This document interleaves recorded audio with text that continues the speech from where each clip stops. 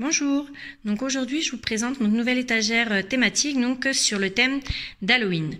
En termes de luminosité, c'est pas génial parce qu'on est en début de soirée qu'il fait très sombre, mais au moins ça permet de voir en fait les différentes petites lumières que que j'ai mis. Du coup, comme voilà c'est le thème Halloween, je trouvais que c'était pas mal de rajouter pas mal de petites lumières. Alors, donc je commence en fait par le coin loose part, donc que j'ai mis en place en fait lors de l'étagère thématique automne. Donc là en fait je l'ai décliné sur le thème d'Halloween. Donc j'ai conservé tout ce qui est petit élément orange de notre étagère automne et j'ai complété en fait par des éléments noirs. Donc il y a des galets plats noirs, des petits bâtonnets de glace que j'ai peint en noir, des petites plumes, voilà, noires également, des petits cercles de bambou, des petites araignées noires, des petites perles, des perles plates en fait couleur ambre et orangé très clair.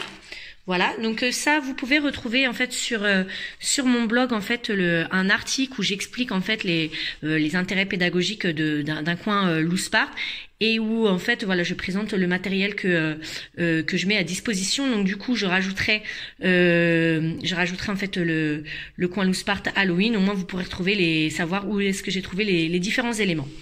Pour ce coin loose part en fait j'ai mis un livre de land art de Marc Pouillet, donc voilà, aux éditions Salamandre.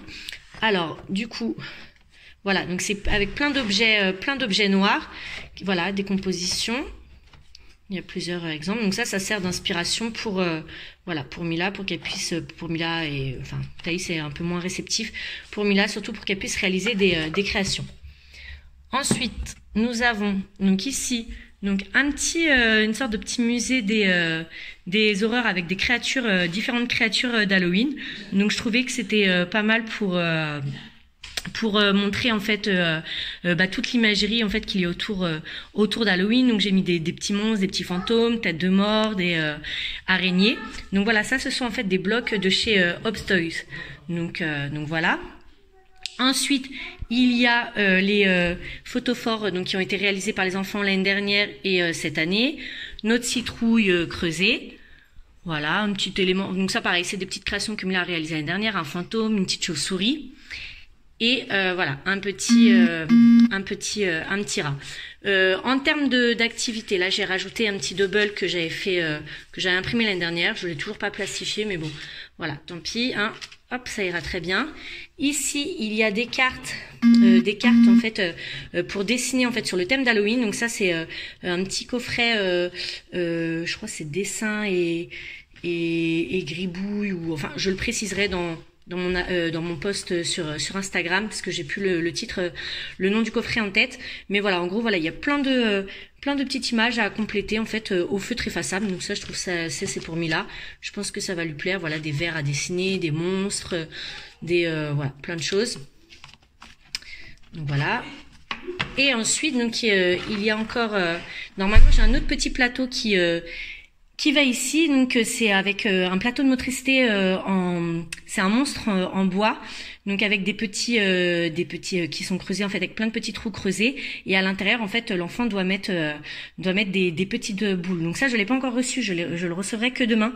Donc j'ai quand même fait la vidéo au cas où parce qu'il y a des risques que j'accouche avant demain. Donc voilà, si j'accouche avant demain, je posterai quand même la vidéo comme ça et je ferai un post dédié sur ce plateau d'activité.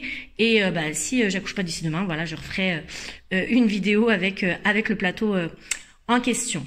Mais voilà, donc du coup ici il y aura un plateau de motricité, voilà, avec une pince et des boules à mettre, à transvaser sur un petit monstre. Et donc ça vient des petits explorateurs. Alors ensuite en dessous donc on retrouve notre décor. Donc là j'ai fait un décor d'Halloween. Donc c'est un château hanté que j'ai fait à l'aide d'une boîte et d'une boîte de gâteaux et de rouleaux de papier WC que j'ai peint en noir et ensuite j'ai rajouté du Posca blanc dessus. Donc voilà, j'ai mis des petites lumières, des petites ampoules, des petites bougies à piles à l'intérieur. J'ai mis de la toile d'araignée, voilà, des petites branches d'arbre derrière. Et ensuite, voilà, j'ai fait ça sur du papier crépon noir.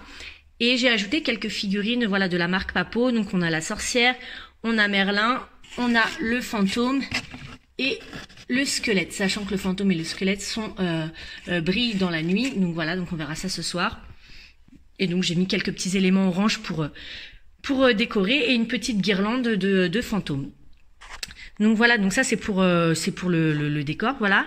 Et invitation à jouer, ça permet aux enfants voilà ils pourront jouer avec. Et aussi, oui, j'ai oublié de vous dire, une petite chauve-souris. Ensuite ici nous avons la boîte avec un imagier d'Halloween, voilà. Ici, donc ça, ce sera pour le soir. Donc en fait, c'est une petite lampe torche projecteur, donc avec différents symboles d'Halloween. Du coup, pour se raconter des petites histoires. Donc je pense qu'on va le tester ce soir.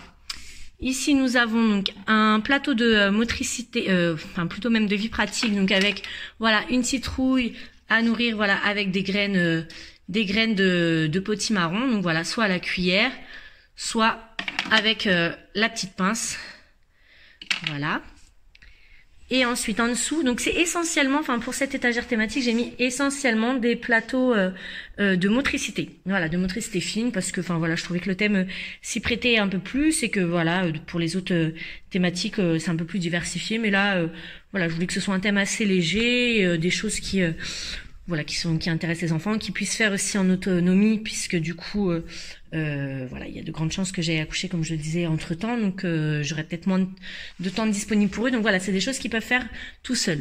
Ici, donc nous avons un autre plateau de motricité, donc avec une araignée donc que j'ai fait en pâte polymère, des fils chenilles, et en fait voilà, en même temps c'est du tri de couleurs et de la motricité fine. Il faut du coup enfiler les petites perles sur les pattes des araignées, voilà, en mettant les bonnes couleurs ensemble. Voilà. Ici, un petit jeu de l'araignée, voilà, où faut attraper les araignées donc avec une pince en passant par voilà par la toile d'araignée. Ensuite, nous avons donc là une balle. Bon bah ça c'est juste pour c'est plus voilà pour en termes de sensoriel, pour toucher, ça déstresse. Et bon, je pense que Thaïs va plus l'utiliser en termes de motricité et jouer avec au foot ou voilà, la lancer en l'air. Mais bon, voilà, comme c'était une matière un petit peu bizarre et je trouvais que ça faisait un petit peu monstre, je l'ai mis. Ensuite ici nous avons donc notre Frankenstein gourmand. Donc ça c'est un plateau d'activité que je fais quasiment à tous les thèmes. Donc habituellement c'est avec des animaux. Donc ici, il s'agit de nourrir ce Frankenstein à l'aide d'une pince à boule. Et du coup, voilà, attraper les araignées. Hop. Et voilà, lui donner à manger.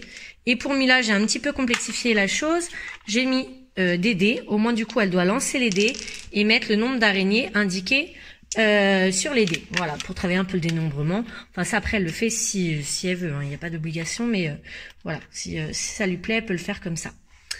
Ensuite, il y a une momie, donc ça pareil, motricité fine, donc une petite momie à enrouler, voilà, avec de la bande d'organza. Voilà, donc ça pour Thaïs et Mila. Et pour Mila, voilà un petit plateau de lassage, voilà, où elles doivent terminer la toile d'araignée. Donc il y a une aiguille avec, elle doit terminer la toile d'araignée. Voilà. Ensuite, il y a ici, donc j'ai pas fini d'ailleurs de mettre, je suis en train de penser je vais rajouter quelque chose. Alors là en fait c'est un jeu cherche et trouve, où du coup les enfants doivent retrouver ces différents éléments sur le dessin, voilà, à l'aide de la lampe torche. Donc ça c'est un jeu que j'avais mis en place, que j'avais fait l'année dernière, et du coup je l'aurais remis. Voilà, ça permet aussi de travailler le vocabulaire pour Thaïs, et bon en général ça plaît plutôt pas mal. Voilà, et ici un petit des labyrinthes pour Mila, voilà, faire au feu effaçable. Et j'ai oublié de rajouter, je vais rajouter en fait, c'est une activité qu'on a fait ce matin, c'est des citrouilles en fait que j'ai imprimées, que j'ai mis dans une feuille plastifiée. Et en fait voilà, elle doit faire des citrouilles, elle doit mettre les yeux, la bouche, enfin voilà, dessiner une petite activité plus créative. Voilà, et je mettrai également peut-être des éléments en feutrine. Je vais voir, parce que c'est une activité que je vais proposer là, et peut-être que je les laisserai à disposition ici. En fait voilà, c'est des tableaux en feutrine à reproduire. Il y a notamment la citrouille que Thaïs a fait ce matin, donc je verrai, je rajouterai peut-être là, mais du coup ça voilà, c'est un support assez pratique. Au moins si je veux rajouter des différentes activités, je peux. Et ici ensuite voilà, il y a un panier avec tout ce qui est avec leur déguisement d'Halloween. Donc il y a un déguisement de sorcière pour Mila, un déguisement de vampire pour Thaïs, voilà, parce que du coup quitte à voilà avoir des déguisements, autant qu'ils les utilisent voilà, qu'on les amortisse et qu'ils les utilisent un maximum. Là c'est la période, c'est l'occasion. Donc voilà, je leur ai sorti leur déguisement. Et enfin, nous avons ici notre sélection de livres d'Halloween qui est déjà qui est en ligne d'ailleurs sur le blog. Il me reste juste 2 livres en fait à compléter que j'ajouterai. Et donc voilà pour cette étagère thématique. Donc vous retrouverez donc un post sur Instagram dans lequel je vous présente, je vous cite toutes les activités que j'ai mis sur